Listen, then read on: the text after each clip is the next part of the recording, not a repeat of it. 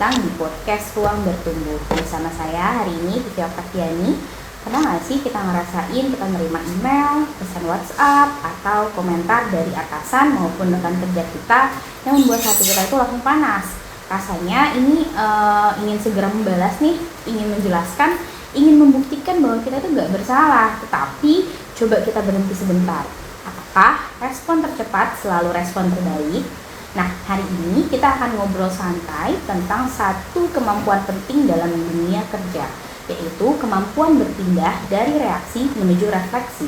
Intinya sederhana, tetapi sangat penting. Bagaimana kita menjadi pribadi profesional yang tidak hanya cepat belajar, tetapi juga jernih, berpikir jernih, matang dalam merespon, dan terus belajar dari pengalaman.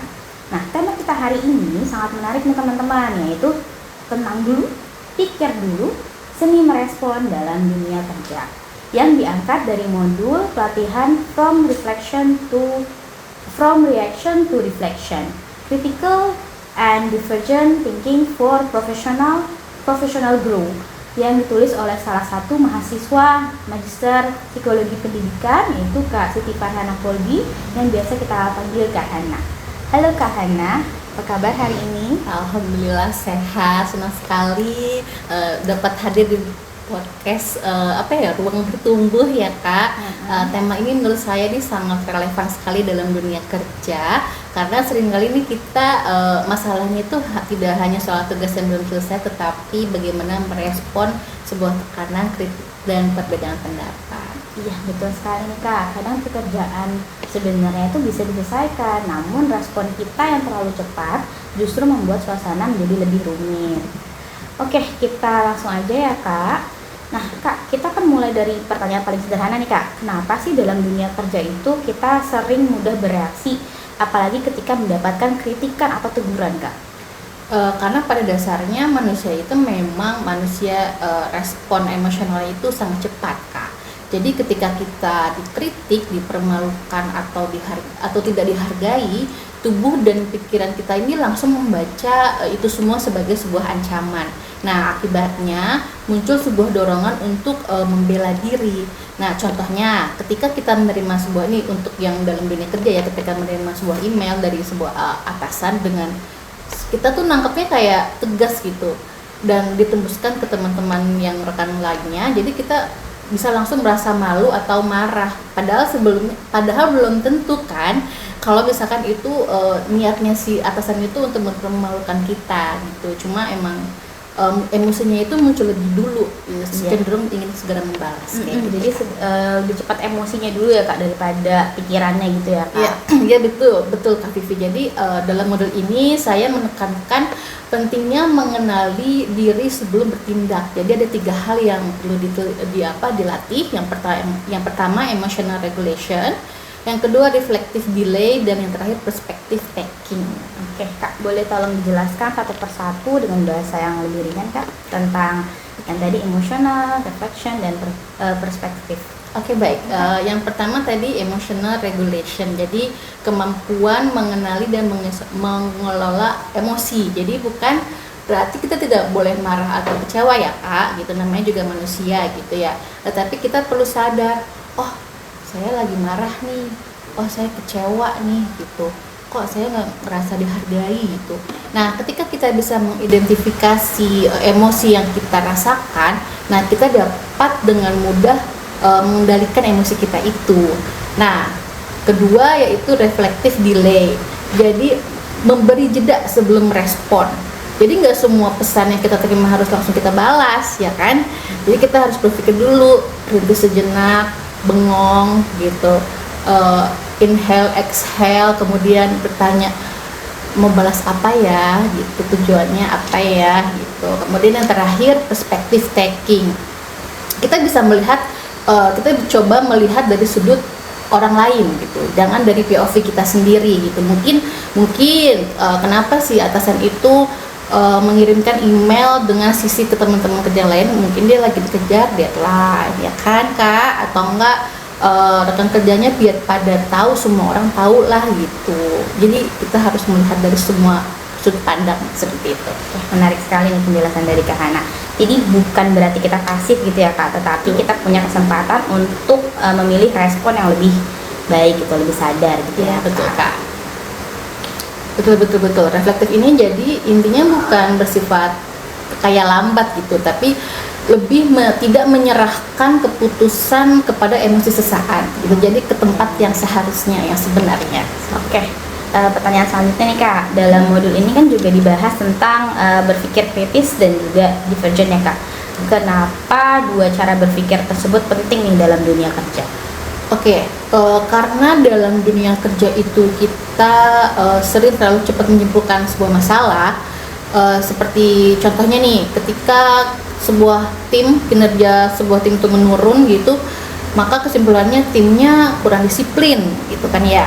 Padahal bisa jadi ada beberapa faktor mereka, contohnya mungkin beban kerjanya tidak seimbang, atau arahan dari atasannya kurang jelas, atau komunikasinya kurang efektif, atau sistem kerjanya terlalu rumit. Jadi ada beberapa faktor yang bisa kita lihat dan bisa kita jadikan sebagai pertimbangan untuk masalah tersebut gitu Pak. Oke. Jadi yang terlihat sebagai masalah itu kadang hanya di jalannya ya Kak ya? Iya betul. That's why kita perlu memiliki kemampuan critical inquiry, yaitu kebiasaan mengajukan pertanyaan kritis sebelum mengambil sebuah keputusan, sebuah kesimpulan. Contohnya seperti apa tuh Pak? Contohnya gini ya, kalau untuk pegawai administrasi, dia kan punya job desk untuk mengirimkan surat melalui email ke beberapa penerima vendor misalkan contohnya gitu ya. Nah, 3 dari 5 vendor tidak menerima email yang sudah dikirim oleh si administrator ini. Kemudian ada salah satu vendor komplain, kok saya belum menerima nih gitu kan. Nah, ketika si administrator ini menerima komplainan dari si vendor itu, kalau misalkan kita tidak memiliki critical inquiry, itu kita langsung kayak emosi, sini kan gitu ya, kenapa ya gitu. Jadi tapi ketika kita memiliki kemampuan critical inquiry ini, kita akan punya beberapa pemikiran, oh mungkin dari dua pihak tadi kita kan bilangnya dua POV ya, berbagai POV. Dari POV kita mungkin email yang kita masukkan salah, dari POV vendor mungkin emailnya udah kepenuhan inboxnya. Jadi ada beberapa kemungkinan ya kenapa akhirnya si vendor itu belum menerima surat email dari kita gitu, seperti itu. Jadi berpikir kritis itu bukan suka mengkritik gitu ya Kak? Oh enggak, itu netizen Indonesia aja ya. Jadi berpikir kritis itu kita berpikir dengan dasar yang lebih kuat, bukan asal bunyi, asal nolak atau langsung nunjuk kesalahan orang lain, tapi lebih memahami masalah secara jernih kayak gitu Kak. Baik Kak. Kalau misalnya berpikir divergent itu maksudnya kayak gimana Kak? Kalau divergent sendiri itu dia kemampuan dalam menemukan berbagai macam solusi. Jadi setelah kita menemukan masalah itu, kita tidak hanya terpukau dalam satu solusi ya kayak tadi kan contohnya yang email tidak diterima oleh vendor gitu. Solusinya mungkin satu, nanti kita langsung kirim ulang, tapi kan karena kita tadi berpikir kritis, mungkin dari pihak vendornya itu inboxnya penuh, walaupun kita resend email itu nggak akan nyampe kan ke si vendor ini. That's why kita harus inform ke vendornya bahwa coba dicek dulu inboxnya, atau mungkin masuknya ke trash Trash bin. Ya trash bin, spam gitu.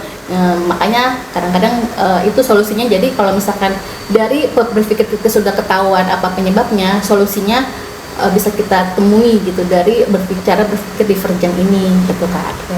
Jadi semakin luas cara kita memikirkan masalah, semakin kaya juga pilihan solusinya seperti itu ya Kak ya. Betul. Jadi ya di dalam modul ini ada yang namanya bagian problem framing, yaitu cara kita membingkai masalah, sebuah masalah. Jadi kalau misalkan bingkainya kecil kan berarti kan solusinya juga kecil ya Kak ya, tapi kalau besar kita jadi lebih besar lagi solusinya, seperti itu. Banyak lagi. Siap Kak. Jadi saya juga tertarik nih dari satu istilah lagi, yaitu adalah structure reflection log. Apa sih maksudnya Kak? Nah ini structured reflection log itu merupakan sebuah catatan refleksi terstruktur Kak Vivi. Jadi sederhananya cara kita mencatat pengalaman kerja kita agar kita benar-benar belajar dari pengalaman itu. Oke, jadi bukan sekedar curhat gitu ya Kak? Enggak kayak hi diary hari ini, enggak kayak gitu. Tapi lebih apa namanya ya? Bukan hanya sekedar hi diary hari ini aku lelah banget nih bekerja gitu, tapi kita ada apa ya? Sistem tertulis secara terstruktur kan ya. Misalkan hari ini ada kejadian apa sih? Oh kita tadi apa emailnya nggak nyampe sama vendor. Apa yang solusinya apa itu apa, jadi dari pengalaman pada hari itu kita belajar dan nanti next kalau kita ketemu dengan masalah seperti lagi kita bisa ada solusinya gitu langsung cepat kayak gitu. Berarti kalau orang profesional itu bukan hanya orang yang banyak pengalaman gitu ya Kak, tapi orang yang mampu memaknai pengalamannya seperti itu. Iya betul, tepat sekali. Jadi pengalaman itu tidak hanya lewat begitu saja, tetapi pengalaman itu dijadikan sebuah bahan pertumbuhan gitu. Jadi kadang pengalaman itu ya itu tidak semua orang menjadikan bertumbuh dengan pengalaman itu, padahal itu bagus banget Pak. Oke. Nah sekarang kita masuk ke bagian yang berikutnya nih Kak, yang penting juga, yaitu tentang psychological safety. Nah ini juga sering dibahas dalam organisasi modern ya Kak ya. Sebenarnya apa sih maksudnya itu Kak? Psychological safety sesuai dengan artinya ya Kak ya, aman secara psikologis untuk banyak hal, kayak berbicara, bertanya, mengakui kesalahan, atau enggak menyampaikan ide tanpa takut dipermalukan, kemudian disalahkan secara berlebihan atau direndahkan gitu. Oke. Kenapa sih ini penting menurut Kak Hana? Coba kalau Kak Vivi dalam satu ruangan Kak Vivi nggak nyaman, apa yang Kak Vivi rasakan? Nggak bisa produktif gitu ya Kak ya. Nah jadi kalau kita merasa tidak nyaman, tidak merasa aman, nyaman, maka kita mau ngapa-ngapain juga takut Iya, gitu kan ya. Jadi kalau ada apa-apa, ada ide, ada kita pengen ngomong tuh kayak enggak gitu, kayak udahlah gitu. Iya. Jadi diem aja lah gitu kan ya. Nah, that's why itu sebenarnya rugi untuk si company atau organisasi yang akhirnya para pekerjanya itu tidak mau memberikan sebuah kontribusi yang baik kan sebenarnya gitu sih. Oke. Jadi kalau misalnya kita lihat diamnya orang dalam organisasi itu belum tentu karena tidak peduli gitu ya Kak Hana ya. Iya betul, bisa jadi karena mereka merasa tidak aman atau nyaman, maka mereka kalau nanti saya ngomong nggak di follow up juga toh, kalau kita ngomong kita disalahin, kalau kita ngomong nanti kita suruh kerja kan gitu ya.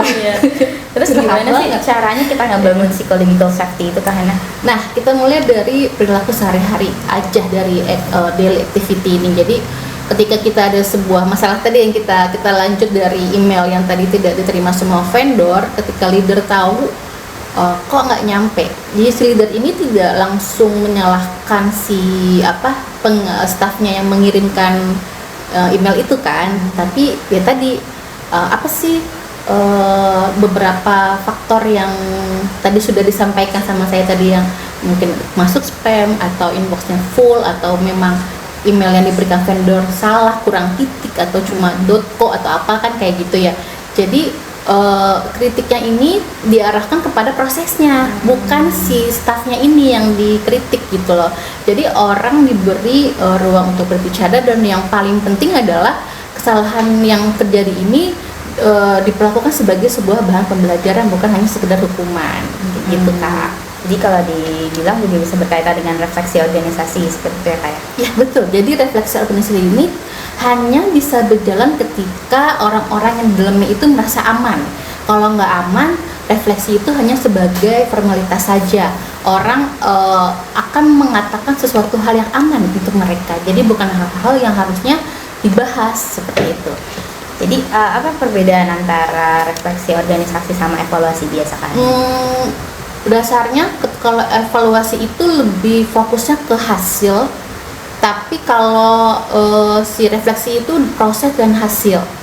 Kalau kita lihat dari kalimatnya, kalau kita kalimat evaluatif itu target tidak misalkan contohnya email tidak nyampe, udah karena karena si apa namanya tuh staffnya salah nulis email. Udah. Tapi kalau reflektifnya itu email belum diterima, itu dari kata tidak dan belum aja sudah berbeda ya Kak ya. Ternyata satu masuk spam gitu, seperti itu sih. Itu jadi lebih ke reflektif itu seperti itu. Jadi kalimatnya itu cenderung, kalau yang pertama tadi kan udah yang evaluatif, email tidak sampai karena udah menutup dialog. Tapi kalau yang kalimat reflektif itu membuka sebuah ruang belajar seperti itu Kak. Kalau misalnya bisa dikasih contoh nih Kak yang sederhana nih, penerapan dari reaksi ke refleksi itu gimana sih Kak? Contohnya gini, misalkan ada staf administrasi nih ya ditegur karena salah merekap data. Kemudian misalkan, Kak Vivi, kenapa datanya salah gitu kan? Kakak kalau respon reaktifnya, iya kayak enggak gitu.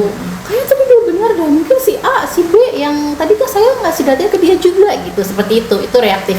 Tapi kalau reflektif, pertama kakak diam dulu, oke saya malu, baik gitu, karena kan ditegurnya di depan teman-teman yang lain. Tapi kita jeda dulu, nggak langsung membantah, mikir tadi kenapa ya kok datanya salah gitu ya Kak ya.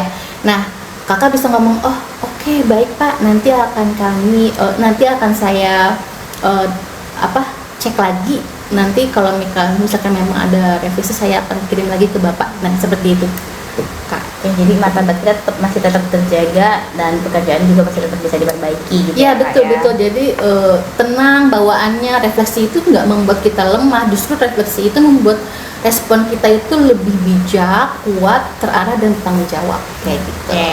Ini sahabat bertumbuh, sebelum kita tutup, mari kita renungkan sebentar, kapan terakhir kali kita bereaksi terlalu cepat? Apakah ketika menerima teguran, ketika berbeda pendapat, atau ketika merasa tidak dihargai gitu ya?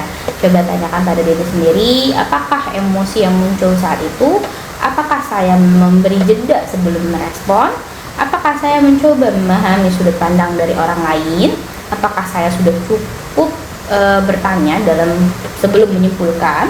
Lalu apakah pelajaran yang bisa saya ambil gitu ya Kak Hana ya? Iya betul. Jadi pertanyaan-pertanyaan seperti itu tuh bisa menjadi sebuah awal perubahan besar, karena budaya reflektif itu tidak dimulai dari teori yang rumit Kak. Jadi sebenarnya kebiasaan sederhana aja. Pertama kita berhenti sejenak dulu, kita berpikir jernih, kemudian kita bertindak lebih bijaksana. Oke, baik, luar biasa sekali nih materi hari ini. Dari obrolan ini kita bisa menangkap 3 pesan nih teman-teman. Yang pertama, sebelum bertindak kenali dulu emosi kita. Yang kedua, sebelum menyimpulkan masalah itu ajukan dulu pertanyaan yang lebih dalam. Yang ketiga, sebelum kita menyalahkan, bangun ruang belajar yang aman. Itu ya Kak Hana ya? Iya, betul Kak Vivi. Pada akhirnya profesional yang matang itu bukan orang yang tidak pernah kecewa, marah, atau yang tidak pernah punya emosi atau yang tidak pernah salah, tetapi profesional yang matang itu orang yang mampu belajar dari emosi, kesalahan, dan pengalaman. Oke, terima kasih banyak Kak Hana, hari ini materinya cukup bisa kita terima ya teman-teman. Insight hari ini bagus banget. Sama-sama Kak Vivi, semoga bermanfaat dan dapat dipraktekkan oleh kita serta teman-teman sahabat bertumbuh. Oke, di sini. Sahabat bertumbuh, terima kasih sudah mendengarkan podcast. Tema hari ini tentang tenang dulu, pikir lagi, seni merespon dalam dunia kerja. Semoga setelah ini kita tidak hanya bekerja lebih cepat, tetapi juga berpikir lebih jernih dan juga merespon lebih bijaksana. Sampai jumpa di episode berikutnya. Bye bye.